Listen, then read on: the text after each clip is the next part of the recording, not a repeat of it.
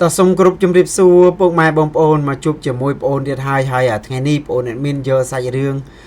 លោកអាចារ្យណាងមកចែកជូនពុកម៉ែបងប្អូនលោកអាចារ្យណាងគាត់កំព្រាតាំងពីតូចណាពុកម៉ែបងប្អូនកំព្រាឪពុកម្ដាយរបស់គាត់តាំងពីតូច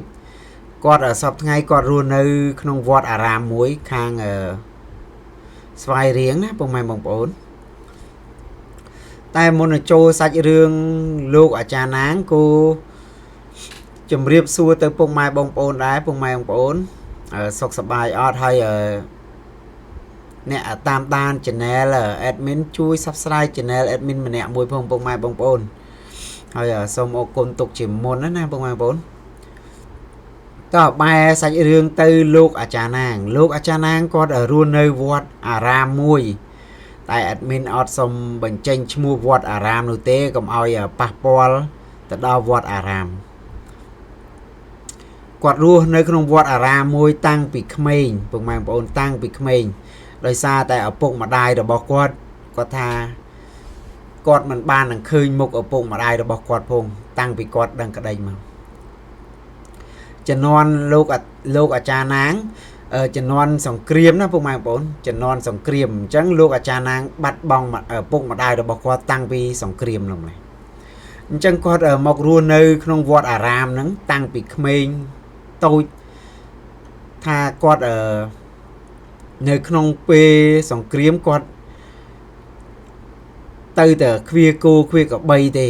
មិនដឹងមុខឪពុកម្ដាយរបស់គាត់យ៉ាងម៉េចទេពុកម៉ែបងប្អូនពួកគេចាប់ឲ្យគាត់ហ្នឹងទៅខ្វាគោខ្វាក្របីណាអញ្ចឹងលោកអាចារ្យណាងអត់បានស្គាល់ឪពុកម្ដាយរបស់គាត់ទេគាត់ថាតាំងពីពេលគាត់រស់នៅក្នុងវត្តអារាមហ្នឹងធ្វើការងារឲ្យក្នុងវត្តអារាមហ្នឹងណាដល់ពេលក្រោយមកទៀតក៏គាត់បានចេះរៀនធម៌រៀនអាណាពុកម៉ែបងប្អូនចេះរៀនធម៌រៀនអាក៏គាត់រៀនធម៌រៀនអាហ្នឹងឲ្យចេះគាត់ថាគាត់បែកគំនិតទៅរៀន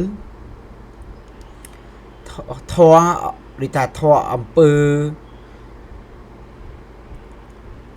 ណាពុកម៉ែបងប្អូនអំពើដូចថាអំពើស្នេហ៍អំពើអីអញ្ចឹងណាដល់ពេលក្រោយមកទៀតក៏គាត់បានចេះដូចថាធម៌អាស្នេហ៍ហ្នឹងទៅអ្នកស្រុកអ្នកភូមិតែងតែមកឲ្យគាត់ធ្វើស្នេហ៍ឲ្យដល់ពេលធ្វើទៅដូចថាបានផលបានជ័យរបស់គេណាពុកម៉ែបងប្អូនគាត់ចាប់ដើមល្បីឈ្មោះតាំងពីពេលហ្នឹងមកល្បីឈ្មោះឮសុកសាយប្រងព្រាតគេតែងតែមករកលោកអាចារ្យណាងគាត់ថាគាត់មួយថ្ងៃមិនបានដេកមិនបានពួនទេពុកម៉ែបងប្អូនដោយសារតែអ្នកមករកឲ្យគាត់ធ្វើស្នេហ៍ឲ្យហ្នឹងច្រើនគ្នាណាគាត់ថាមួយថ្ងៃអត់ក្រោមពី100នាក់ទៅ200នាក់ទេតាំងពីព្រលឹមទល់ព្រលប់ថ្ងៃមួយពុកម៉ែបងប្អូនមានស្ត្រីម្នាក់មករកឲ្យអាចារ្យណាងធ្វើស្នេហ៍ឲ្យប៉ុន្តែស្ត្រីនោះគាត់ដូចថាគាត់សិចស៊ីណាពុកម៉ែបងប្អូនគាត់រកមកតាអាចារ្យណាងណាគាត់ថាដំបងគាត់ធ្វើស្នេហ៍ធម្មតាអ្នកស្រុកអ្នកភូមិទេដល់ពេលល្បីខ្ទុះខ្ទាទៅមានអ្នកក្រៅអ្នកភូមិក្រៅណាគាត់ថាសិតតែក្មេងៗមករកធ្វើស្នេហ៍ដាក់ឲ្យបរោះជាប់មានន័យថាជាប់ចិត្តជាប់អារម្មណ៍ទៅលើគាត់ទៅលើនារីហ្នឹងណាតាំងពីពេលហ្នឹងមកល្បីពុកម៉ែបងប្អូនគាត់ថាតាំងពីលោកតានឹងដាក់ធ្វើស្នេហ៍សូត្រអីឲ្យអញ្ចឹងទៅតែតែស្វាមីរបស់គាត់នឹងនៅផ្ទះអីអញ្ចឹងទៅដូចថាគេមកប្រាប់លោកអាចារ្យណាងនឹងវិញណាដល់ពេលអញ្ចឹងនារីនឹងតែមករកលោកអាចារ្យណាងពុកម៉ែបងប្អូនថ្ងៃមួយហ្នឹងដែលលោកអាចារ្យណាងគាត់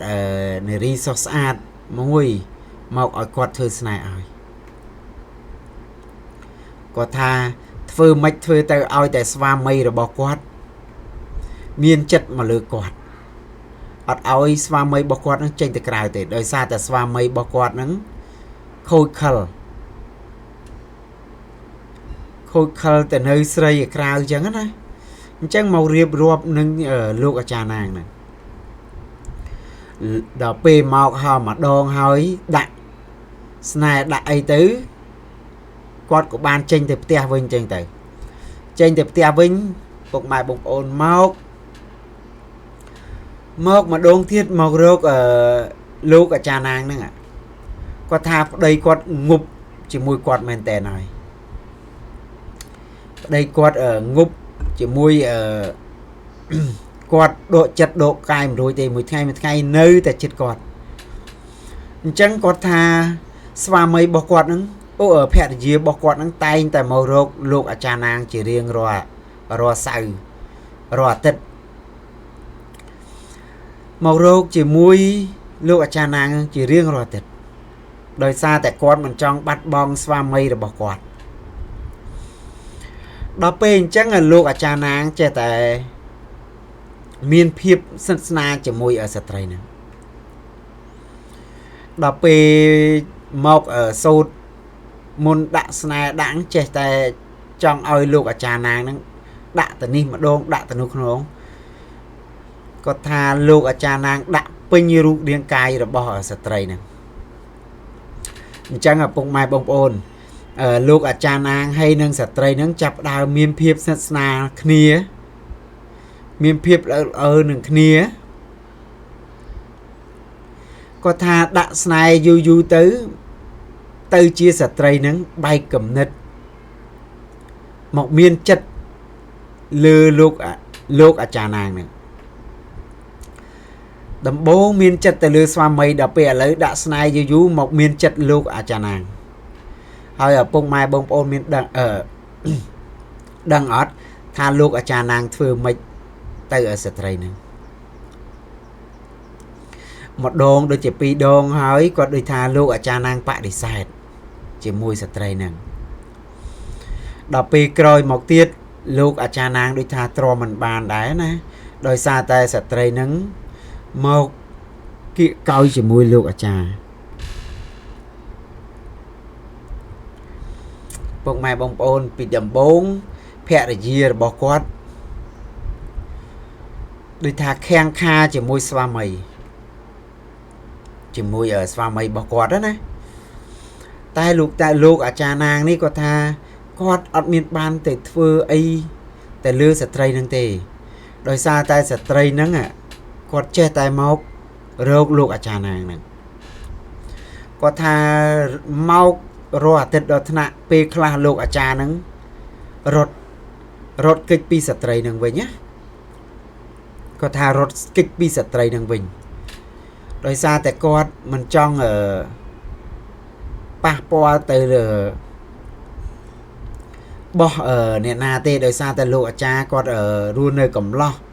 តាំងពីក្មេងវ័យរហូតដល់អាយុ79ឆ្នាំហើយគាត់ថាមិនដែលទៅមានចិត្តទៅលើអ្នកណាទាំងអស់ហើយគាត់គួរដឹងថាលោកអាចារ្យណាងហ្នឹងគាត់អ្នកធម៌អ្នកអាដែរពុកម៉ែបងប្អូនដោយសារតែលោកអាចារ្យណាងគាត់រស់នៅឯវត្តហ្នឹងណារយៈពេល70ឆ្នាំជាងទៅហើយគាត់ថាតាំងពីក្មេងណាតាំងពីក្មេងមកគាត់មិនដែលទៅមានចិត្តទៅលើអ្នកណាទេអញ្ចឹងលោកអាចារ្យគាត់ភ័យដែរណាពុកម៉ែបងប្អូនលោកអាចារ្យហ្នឹងគាត់ភ័យដែរដោយសារតែគាត់អ្នករស់នៅក្នុងវត្តអារាមអញ្ចឹងដូចថាអ្នកមកខាងក្រៅហ្នឹងសិតតែ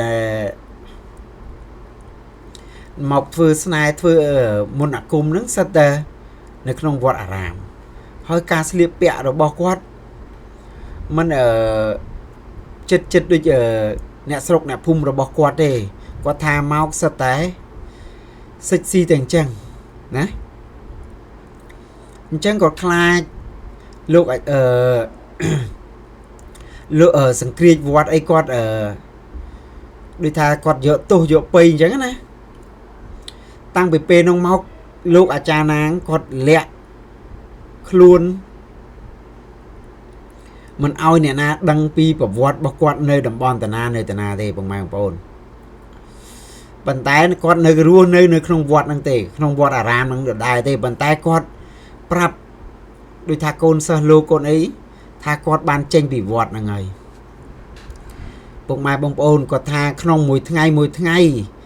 អ្នកមករកគាត់មិនក្រោមពី200នាក់ហ្នឹងទេគាត់ថាចេញចូលណាហើយការគាត់គាត់ថាការគាត់នៅធ្វើមុនអាគមមុនអីហ្នឹងអ្នកស្រុកអ្នកភូមិរបស់គាត់គាត់ថាគូរកចំណូលបានច្រើនដែរដោយសារតែអ្នកស្រុកអ្នកភូមិគាត់លក់ធូបលក់ទៀនណាអញ្ចឹងក្នុងមួយថ្ងៃមនុស្សមករកគាត់ច្រើនរបស់របរហ្នឹងគាត់លក់គាត់ថាលក់ដាច់ខ្លាំងណាហើយតាំងពីលោកអាចារ្យនឹងគាត់លាក់ខ្លួនលាក់ប្រវត្តិរបស់គាត់មកអ្នកស្រុកអ្នកភូមិហ្នឹងគាត់ថាស្ងាត់មិនដឹងនឹងរកស៊ីអ្វីណាគូសូមឲ្យលោកតាហ្នឹងទទួលធ្វើដូចថាធ្វើមុនអាគមធ្វើស្នេហ៍នឹង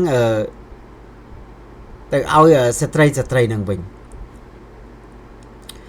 គាត់ថាមុនដំបូងគាត់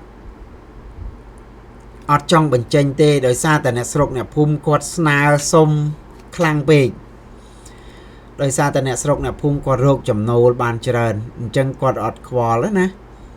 អត់ខ្វល់ថាំងគេទទួលធ្វើអញ្ចឹងទៅគាត់ប៉ះពាល់ដល់វត្តអារាមអីគោអមិនទេអូនអត់មានអត់ហ៊ាននិយាយដែរណាពុកម៉ែបងប្អូនដល់ពេលអញ្ចឹងលោកតាហ្នឹងគោសម្រេចចិត្តតាមអ្នកភូមិប៉ុន្តែពុកម៉ែបងប្អូនអ្នកភូមិគាត់ដូចថាមិនចង់ឲ្យក្នុងវត្តអារាមវារញ៉េរញ៉ៃគាត់អ្នកសុកអ្នកភូមិហ្នឹងគោធ្វើដូចថាគាត់មានការរៃលុយគ្នាទិញដីធ្លីឲ្យលោកអាចារ្យណាងហ្នឹងណាលោកអាចារ្យណាងហ្នឹងធ្វើខ្ទមឲ្យលោកអាចារ្យណាងនៅក្រៅវត្តម្ដងដូចថានៅក្នុងស្រុកភូមិហ្នឹងណាអញ្ចឹងពុកម៉ែបងប្អូនតាំងពីពេលហ្នឹងមកអ្នកស្រុកអ្នកភូមិដូចថាគាត់រកចំណូលបានច្រើនពីលោកអាចារ្យណាងហ្នឹងគាត់រករៃបច្ច័យគ្នាទិញដីទិញធ្លីឲ្យហ្នឹងសង់ខ្ទមមួយឲ្យលោកអាចារ្យណាគាត់ថាក្នុងមួយថ្ងៃដូចទឹកបាក់តនុបអញ្ចឹងគាត់ថាមករកលោកអាចារ្យណាងដល់ថ្នាក់លោកអាចារ្យណាងគ្មានពេលសម្រាកអុយពុកម៉ែបងប្អូនគាត់ថាគ្មានចាស់ជរាណាមករកអាចារ្យណាងទេសត្វតែស្ត្រីក្រមុំមកធ្វើស្នេហ៍អ្នកខ្លះដល់ថ្នាក់យកស្វាមីយកភរិយាមកឲ្យលោកអាចារ្យណាងនឹងទៅមកតែម្ដងពុកម៉ែបងប្អូនដោយសារតែមានដូចថាអ្នកខ្លះទៅក៏មានស្ត្រីខ្លះនឹងតាក់ទាញពីស្វាមីគាត់ណាគាត់ថាយកស្វាមីរបស់គាត់មកឲ្យលោកអាចារ្យនឹងស្រោចទឹកស្រោចអីឲ្យណាអ្នកខ្លះទៅគាត់ថាអ្នកខ្លះទៅក៏ជួបជ័យនឹងជួបជុំគ្រួសារទៅអ្នកខ្លាំងក៏បែកបាក់គ្នាទៅហើយអ្នកខ្លាំងក៏ប្រច័ណ្ឌ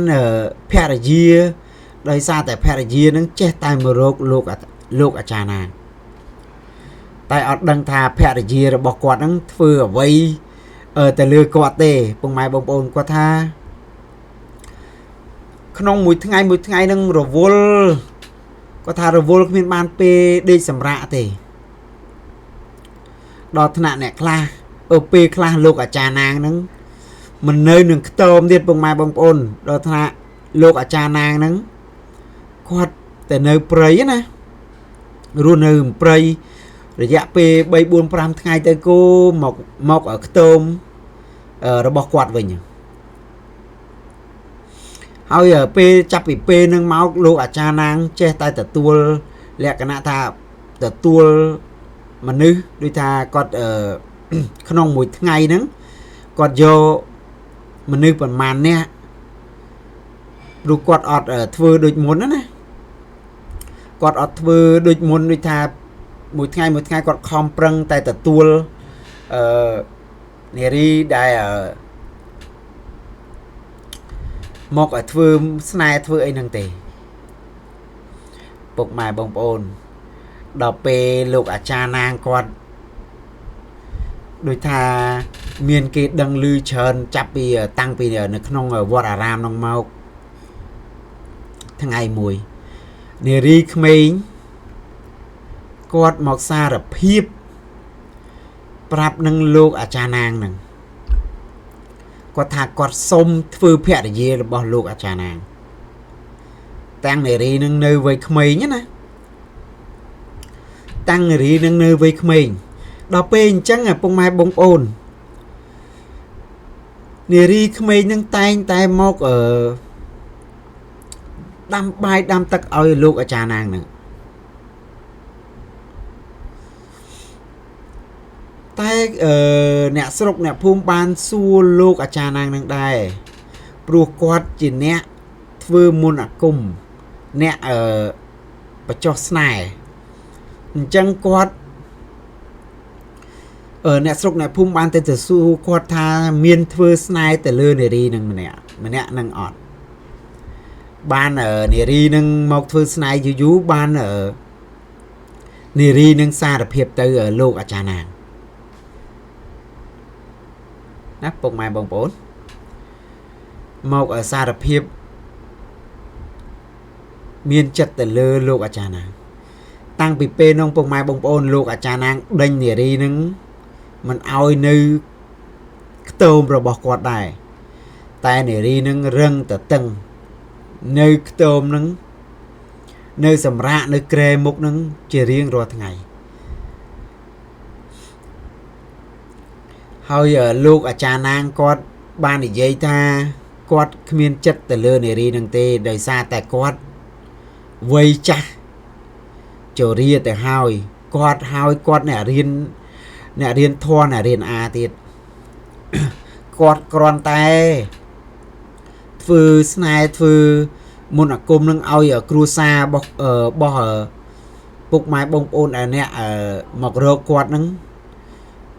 មានន័យថាស្រឡាញ់គ្នាទេមិនបំបែកបំបាក់គូរបស់គេទេអញ្ចឹងដល់ថ្នាក់ភ័ក្រដល់ថ្នាក់ប្តីស្វាមីរបស់ភ័ក្រហើយស្ត្រីហ្នឹងមកតាមរកស្ត្រីហ្នឹងហើយគូមករករឿងនឹងលោកអាចារ្យណាងហ្នឹងម្ដងទៀតណាពុកម៉ែបងប្អូនសាមុនដោយសារតែរឿងហ្នឹងហើយបានលោកអាចារ្យណាងគាត់លាក់ខ្លួនលាក់ប្រវត្តិរបស់គាត់ណាដល់ពេលឥឡូវមានរឿងហ្នឹងកើតឡើងម្ដងទៀតមកលើលោកអាចារ្យណាង